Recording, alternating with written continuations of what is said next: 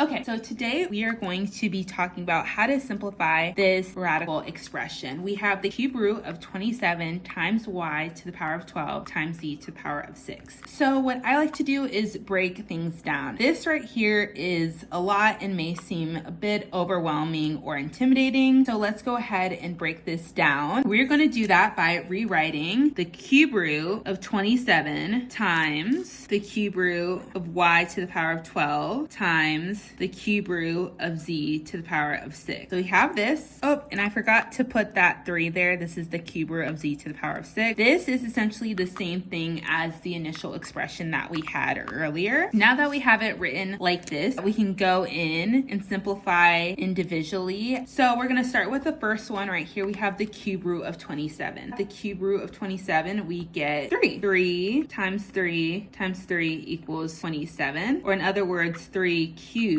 equals 27. So cube root, these 3's cancel out and we get 3 equals the cube root of 27. So we have the cube root of 27 is 3. And so that would be answer for this first part. Now we're multiplying 3. We're multiplying this 3 by the cube root of a y to the power of 12. All right, so in this situation, our index, again, this number right here, this 3 is very important. So I'm going to circle that in red. And it was actually important in this first part as well, but specifically for this one, we want to focus on that. Before looking at this 3, actually, let's look at what's inside or under our radical, which is our y to the power of 12. So what we want to do is we want to figure out what's another way we can write this. So we have y and to the power of 12. So let's look at or review factors of 12. What are factors of 12 that include 3? So we know that 2 times 6 gives us 12. We know that 1 times 12 obviously gives us 12. And we know that 3 times 4 gives us 12. So what we're going to do, because we want to write a factor set that includes this number 3, so that when we go in and we simplify, it'll cancel out evenly. So we can raise this y to the power of 4, and we're going to put parentheses around this. And on the outside of the parentheses, we'll cube it all. So this y to the power of 4 cubed is equivalent to y to the power of 12. So we have our 3. I'm going to underline that in red. And then this is still under the cube root.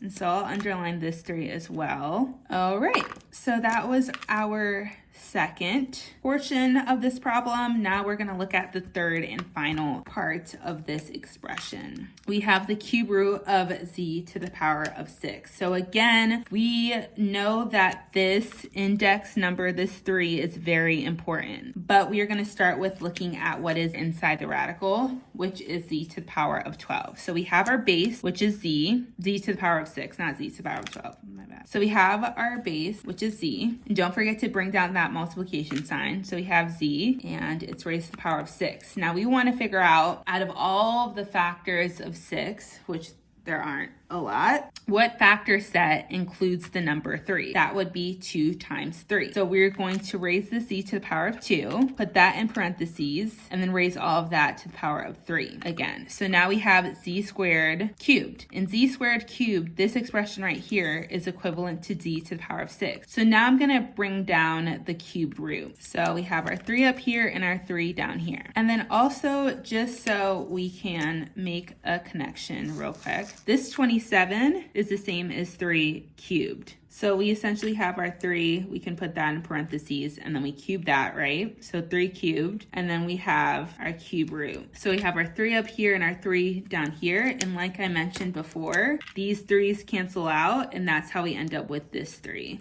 So I'm just gonna leave that here.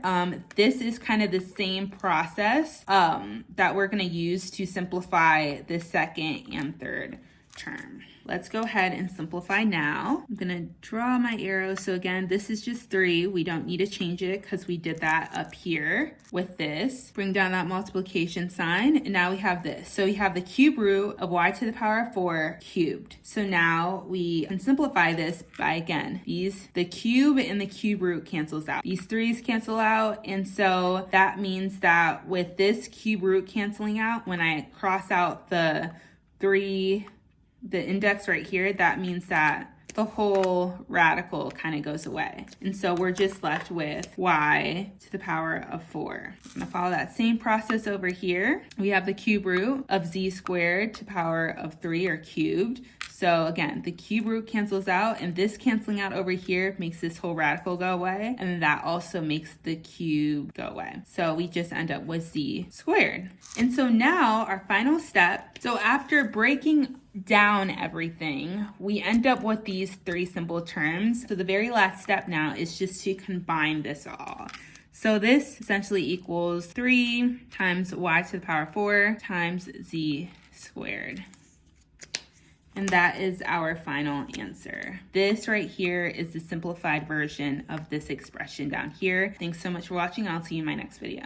Wait, before you leave, go ahead and check out these lessons up above. You can watch this lesson, or you can watch that one, or you can watch both. Oh, and while you're at it, please do me a huge favor and subscribe to my YouTube channel. You can do so by clicking out of this video and hitting the subscribe button. Thank you so much. Bye.